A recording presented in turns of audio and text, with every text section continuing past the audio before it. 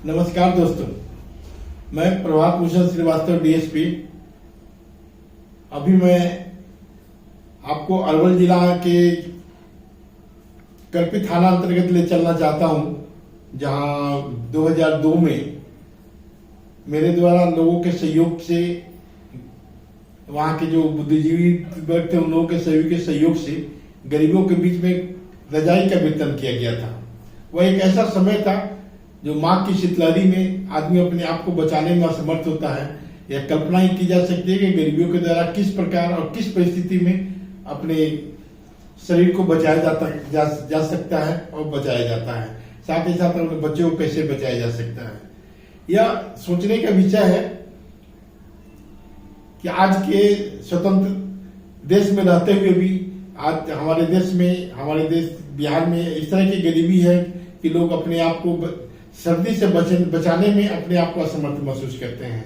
यह हमारे सरकार के लिए, हमारे जनप्रतिनिधियों के लिए, हमारे नेताओं के लिए सोचने की बात है कि क्या उनकी व्यवस्था है, कैसी व्यवस्था है जिससे लोगों के बीच में इतनी मजबूरी होती है जिससे उनको अपने आप को बचाना पड़ता है।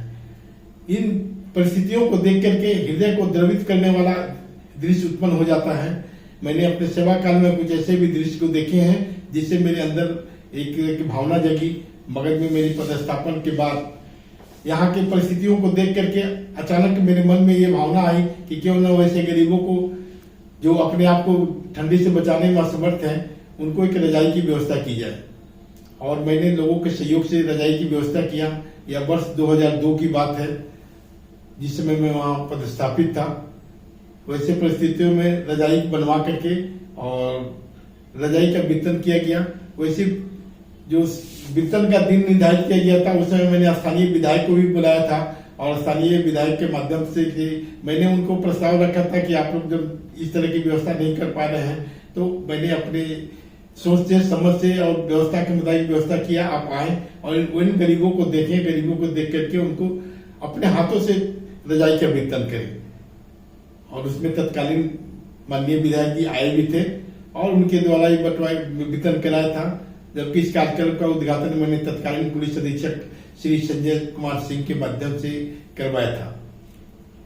यह आज के समय में बहुत ही विचारणीय प्रश्न उठ रहा है कि हम जब भी चुनाव का समय आता है, मतदान का समय आता है, तो हम अपने मतदान वैसे व्यक्ति के साथ जुड़ करके कर देते हैं जिस व्यक्ति को अपना मत दे करके उसके पक्ष में मतदान कर देते हैं और वो व्यक्ति जीत करके राजा बन जाता है। और वैसा व्यक्ति जब कभी भी हम लोगों के बीच में आकर के हमारे गरीबी में, मजबूरी में साथ नहीं देता है, हमारे गरीब बच्चों को या उनको रोजी रोजगार की व्यवस्था नहीं करता है, हम जितने भी दिनहीन अवस्था में रह लेते हैं और हमारे जो चुने हुए मंत्री विधायक रहते हैं वो राजा की जीवन व्यतीत करते हैं।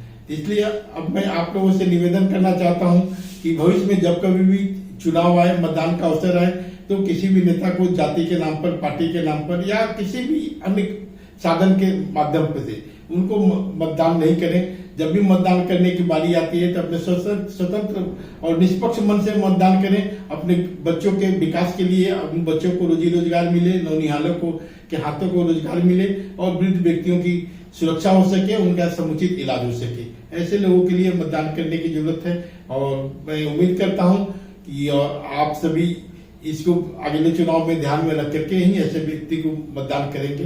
नमस्कार।